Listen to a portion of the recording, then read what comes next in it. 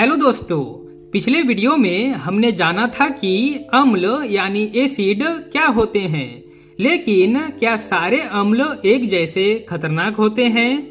नींबू का अम्ल तो हम खा लेते हैं, पर बैटरी का अम्ल हाथ जला देता है।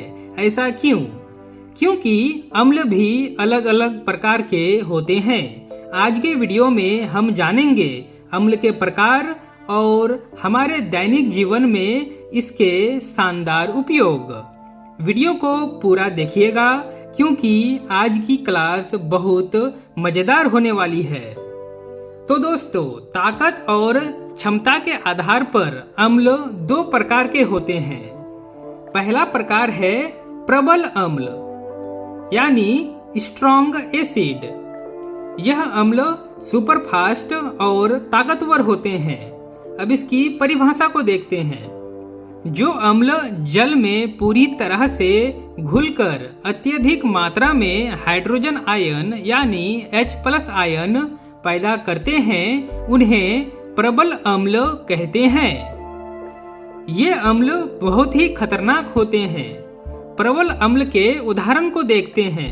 पहला उदाहरण दिया गया है हाइड्रोक्लोरिक अम्ल, दूसरा उदाहरण है सल्फ्यूरिक अम्ल और तीसरा उदाहरण है नाइट्रिक अम्ल। अब आइए दोस्तों, इस रिएक्शन के माध्यम से प्रबल अम्ल को समझते हैं। जब सल्फ्यूरिक अम्ल पानी में टूटता है तो यह 2 हाइड्रोजन आयन और सल्फेट आयन में बदल जाता है।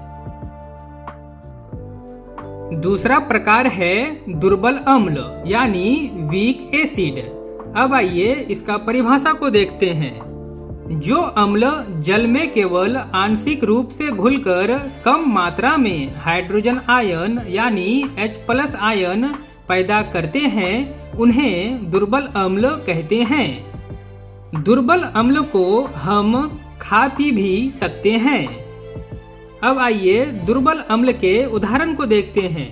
पहला उदाहरण है एसिटिक अम्ल, दूसरा उदाहरण है सिट्रिक अम्ल, तीसरा उदाहरण है हाइड्रोजन साइनाइड और चौथा उदाहरण है फॉर्मिक अम्ल।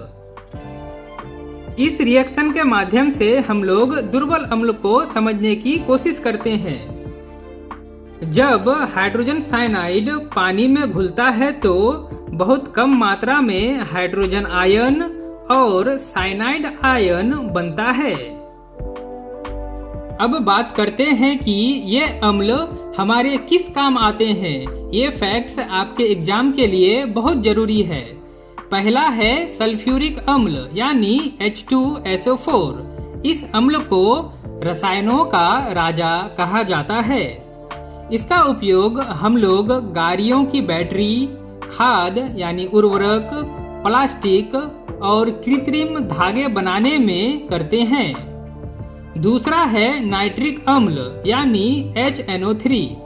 इसका उपयोग सोना चांदी को साफ करने, बारूद यानी विस्फोटक और खाद बनाने में किया जाता है। तीसरा है हाइड्रोक्लोरिक अम्ल यानी HCl। इसका उपयोग कपड़ा उद्योग में रंगाई के लिए और लोहे की चादरों को साफ करने में किया जाता है।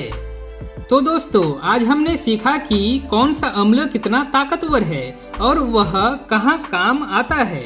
अगर आपको यह वीडियो मददगार लगी हो तो नीचे कमेंट में बताएं कि नींबू में कौन सा अम्ल पाया जाता है। और वीडियो को लाइक करें, दोस्तों के साथ शेयर करें। ऐसे ही आसान तरीके से साइंस पढ़ने के लिए चैनल को जरूर सब्सक्राइब करें। मिलते हैं अगले वीडियो में, तब तक के लिए टेक केयर, बाय बाय।